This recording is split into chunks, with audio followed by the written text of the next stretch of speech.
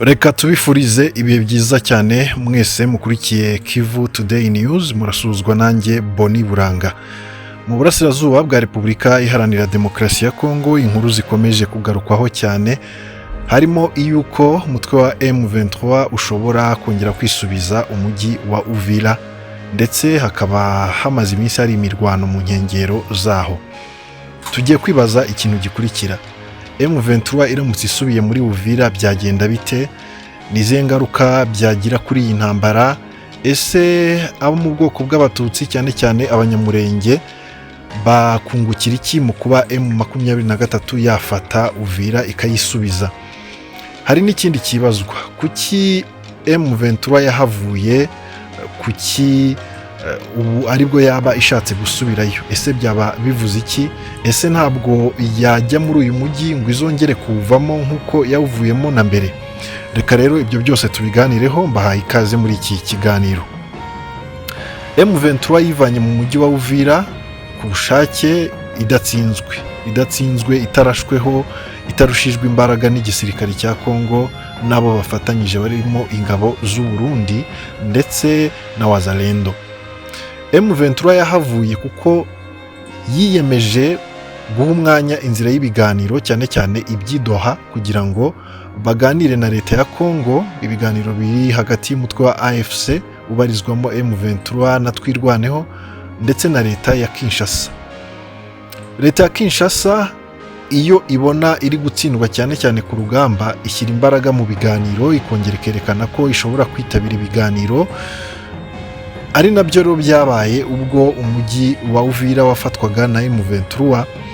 Kinshasa yongeye kwerekana ubushake bwo kuganira na M23 kugira ngo ibibazo bihari bikemuke mu mahoro. Ariko siko byagenze, kuko aho M23 irekuriye uwo mujyi, leta ya Kinshasa yongeye kugaragaza intege nke mu biganiro, kwivumbura, guhindura ibyemeranyijweho ndetse no kutubahiriza bimwe mu byo bari baragiye bemeranya. Umuntu yavuga ko ibiganiro by'idoha muri Qatar ari byo byagiye bituma M23 itekereza kabiri ku bijyanye no kugumana uduce runaka harimo nk'uyu mujyi wa Uvira, kuko M23 ntabwo yigeze yifuza kugaragara nk'aho ariyo yanga ibiganiro cyangwa nk'aho ariyo inanirana mu bijyanye n'inzira y'amahoro. Birumvikana ko mu gufata umujyi wa Uvira, M23 yatakaje abasirikare mu buryo bumwe cyangwa ubundi, byatwaye imbaraga. Ariko nanone M23 ikaba isa naho ibishaka kwerekana ko ikishyize imbere atari ugufata ubutaka bwinshi, cyangwa se ikishyize imbere atari gutsinda burundu igisirikare cya Kongo no kucyandagaza no gufata ibice byinshi, ahubwo igishyizwe imbere ari ukuba abaturage bahabwa amahoro n'umutekano, ndetse bakerekana ko byaba byiza bibonetse mu mahoro biciye mu biganiro hatifashishijwe intambara. M23 yatangije gahunda y'imirwano ari ukwerekana ko ishatse kurwana yabyihesha rwose, ikihesha amahoro, igahesha abaturage bari mu bice igenzura amahoro, ariko ko atari cyo gisubizo cya burundu, kubera yuko intambara yica byinshi, yangiza byinshi. Ubwo rero M23 niyo mpamvu igenda igaragaza ko ishyigikira ibiganiro ndetse ishaka kumvikana n'ubutegetsi buriho. Ikibabaje, ubutegetsi buriho i Kinshasa buyobowe na Perezida Felix Tshisekedi ntabwo bwumva bwaturisha abakongomani ngo babeho mu mahoro, ahubwo bushyira imbere propagande yo gushaka kwereka abakongomani ko iyi M23 na Twirwaneho atari abakongomani bagenzi babo, ko ibyo basaba bidashobora kumvwa, ko ibyo basaba bidashobora kuba byahabwa agaciro, ahubwo iyo ntambara igakomeza gukoreshwa n'abayoboye Kongo nk'agakingirizo gatuma bikorera ibyabo, birimo gusahura igihugu ndetse no kwigwizaho imitungo muri rusange mu itsinda ry'abantu bamwe.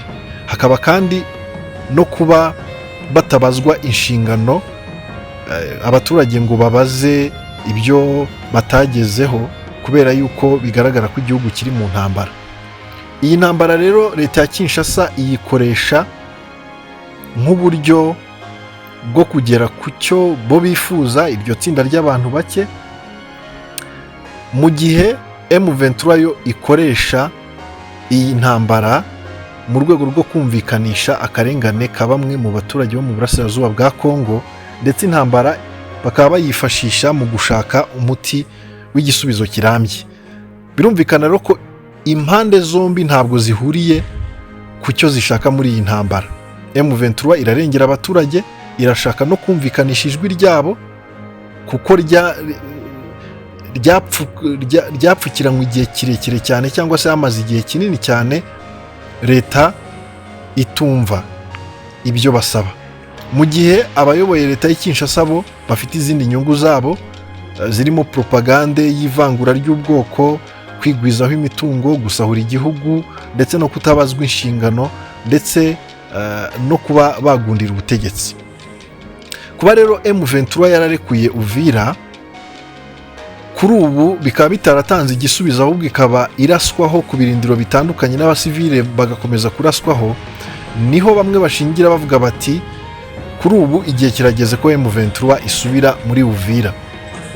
Ese isubiye muri Uvira byatanga ikihe cyerekezo? Byatanga uwuhe mutekano ku baturage b'abasivili? Ikintu cya mbere, M23 iramutse isubiye muri Uvira byatanga agahenge ku baturage b'Abanyamurenge batuye mu misozi miremire hariya muri Kivu y'Amajyepfo, kubera ko M23 yaba yirukanye ingabo z'u Burundi nanone mu mujyi wa Uvira ahategurirwaga ibitero.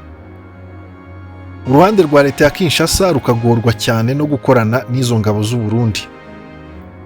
Uruhande rwa leta ya Kinshasa ingabo zabo zahungira mu bindi bice birimo mu mijyi nka Baraka yo muri Fizi, cyangwa se za Kalemi mu ntara ya Tanganyika n'ahandi. Ubwo rero abategura ibitero baba bagiye kure cyane y'aho abaturage b'Abanyamurenge bari, bikaba byabagora gukomeza gutegura ibitero. Byatuma kandi ubuzima bworoha ku bijyanye n'ubucuruzi n'imihahiranire muri ibyo bice bituwe n'Abanyamurenge, kuko iyo hatari umutekano ubuzima buragorana, inzira zimwe na zimwe zirafungwa zacishwagamo imiti, ibiribwa n'ibindi, ugasanga abaturage bari bafite uburyo bwo kurema amasoko no gukora ubucuruzi, ugasanga baragowe. Icyo gihe rero byakongera koroha, abaturage bakaba babona agahenge. Ariko biragoye cyane ko babona umutekano uhagije mu gihe M23 yafashe Uvira gusa ntihagije, ahubwo n'inkengero zaho, kuko n'ubushize M23 ifata Uvira hari ibice bimwe na bimwe byari bikirimo ingabo z'u Burundi zasaga naho zatakayemo hagati, ugasanga Uvira M23 irayifite, ariko hari utundi duce two muri Kivu y'Amajyepfo, muri teritwari zitandukanye, muri Mwenga, muri Fizi, ugasanga harimo wazalendo bateza umutekano muke. Nubwo byagabanya igitutu cya leta ya Kinshasa muri gahunda baba bafite yo gushaka kurimbura Abanyamurenge, ariko Uvira ubwayo ntabwo yabihagije. Byasaba yuko n'izi teritwari zindi zo muri Kivu y'Amajyepfo zirukanwamo aba barwanyi ba wazalendo. Ariko nanone ifatwa rya Uvira ryakorohereza M23 na Twirwaneho kugera muri iyi ntego yo gukuramo abacengezi n'abawazalendo n'aba FDLR baba bashaka gukomeza guhemukira abaturage, nubwo byatwara igihe. Ku bijyanye rero na leta ya Kinshasa uko isanzwe yitwara, ntekereza ko ariko n'ubundi yakwitwara, yakwerekana yuko M23 na Twirwaneho badashyize imbere ibiganiro, ko barenze ku gahenge, ikongera gusakuza isaba amahanga ko M23 isubira mu biganiro, ko leta ya Kinshasa yiteguye amahoro, yiteguye gushaka igisubizo mu nzira za diplomasi. Iyo karita rero Kinshasa yakongera kuyikina. Gusa ikibabaje nanone ni kimwe, nuko Leta Zunze Ubumwe za Amerika, umuryango w'ubumwe bw'Uburayi n'abandi bo mu muryango mpuzamahanga bakunda kubogamira kuri leta ya Kinshasa bitewe n'inyungu bahateze cyangwa se n'ibyo bifuza. Leta Zunze Ubumwe za Amerika n'ibyo bihugu by'Uburayi bose baba bifuza kurya ku mitungo ya Kongo, ku mitungo kamere ya Kongo. Rimwe na rimwe rero kuba M23 yemera no gusubira inyuma no kuhava bikaba biterwa n'igitutu cy'iyo miryango iba ishaka kwerekana ko M23 ishyize imbere imirwano cyangwa se igitutu cy'ibyo bihugu. Iki gitutu rero cy'ibyo bihugu ntabwo cyahita gihagarara. Ibiganiro bishobora kongera bikabyutswa, ariko kubera ko leta ya Kinshasa idashyize imbere ko amahoro aboneka kubera inyungu bamwe mu bayoboye igihugu babifitemo, ntekereza ko ibyo biganiro n'ubundi byaba ari ibya nyirarureshwa, byaba ari ibiganiro bidatanga umusaruro.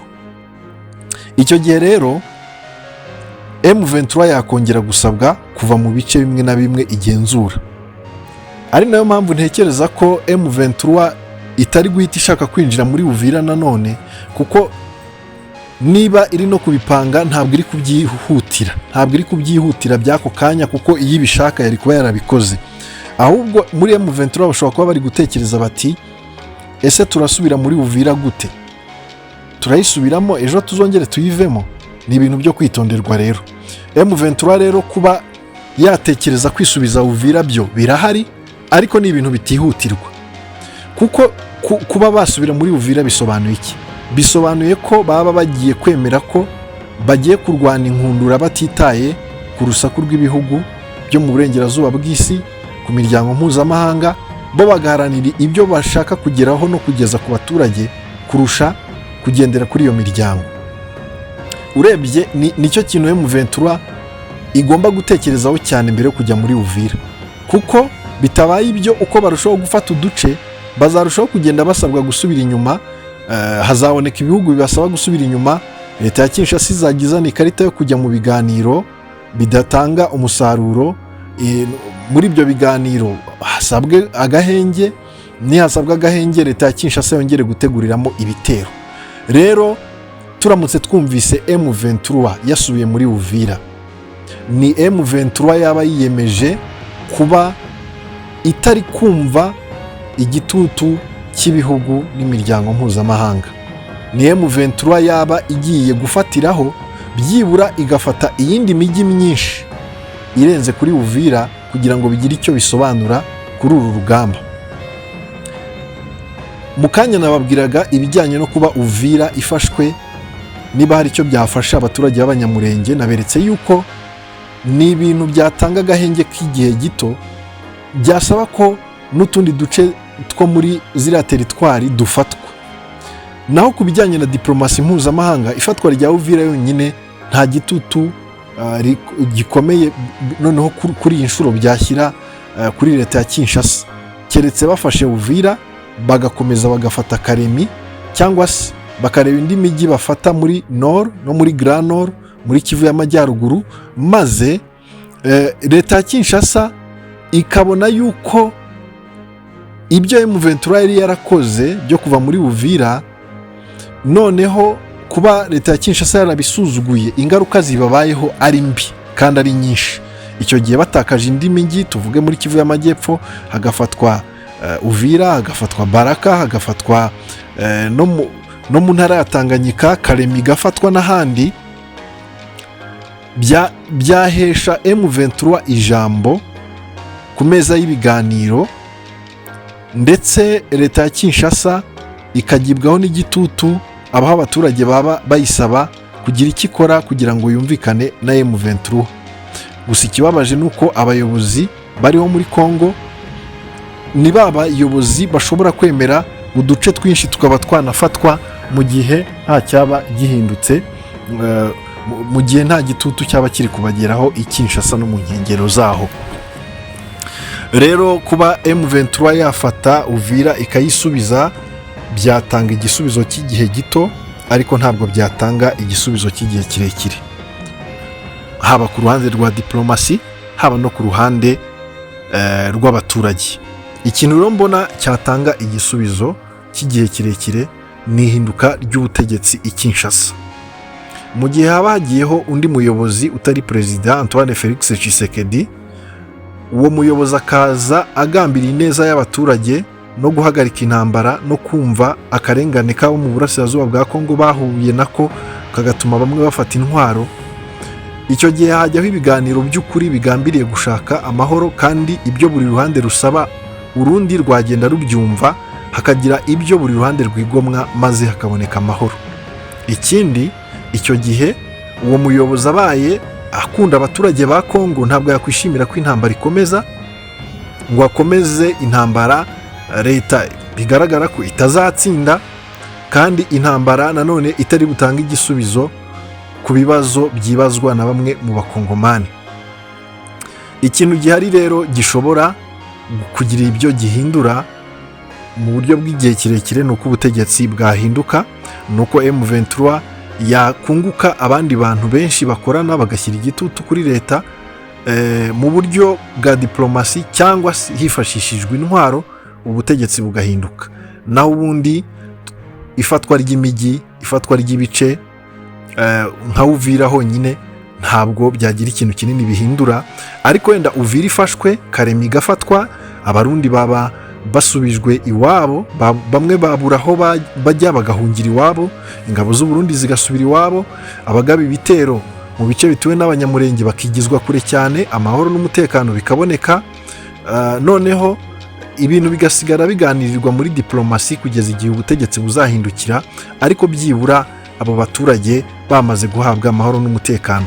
AFC M23 rero kugira ngo iheshe amahoro abaturage b'abasivili cyane cyane muri Kivu y'Amajyepfo, irasabwa gufata Uvira, igafata n'indi mijyi yose yo muri Kivu y'Amajyepfo, ndetse byaba byiza igafata n'ibice byo muri Tanganyika, ku buryo abanzi b'abanyamurenge birukanirwa kure cyane.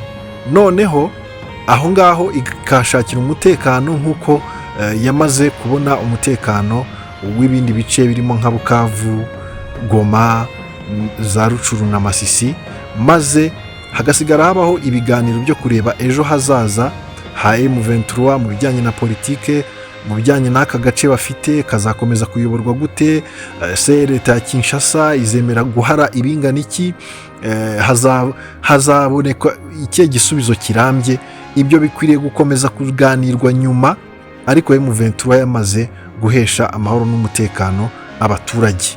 Ubwo rero ikintu gihari, impamvu M23 itihutira gufata Uvira ni uko izi ko ifatwa rya Uvira ntirihagije kubona amahoro n'umutekano ku baturage b'abanyamurenge n'abandi bo mu bwoko bw'abatutsi bo muri Kivu y'Amajyepfo, ahubwo hategurwa urugamba rukomeye rudasanzwe, ku buryo leta ya Kinshasa niyo itakwemera kugira ibyihara mu biganiro, ariko byibura abashaka kurimbura abanyamurenge bakwigizwa kure cyane mu birometero amagana n'amagana, ibindi bikazasigara biganirwaho mu mahoro n'umutuzo. Naha rero nsoreje ikiganiro nari nabateguriye, reka mbashimire cyane kuba mwari mugikurikiye. Twari turi gusesengura ku bijyanye n'icyaba ku baturage ndetse no ku rwego rwa diplomasi mu gihe M23 yaba isubiye muri Uvira. Mwari kumwe nanjye Boni Buranga, reka mbifurize ibihe byiza.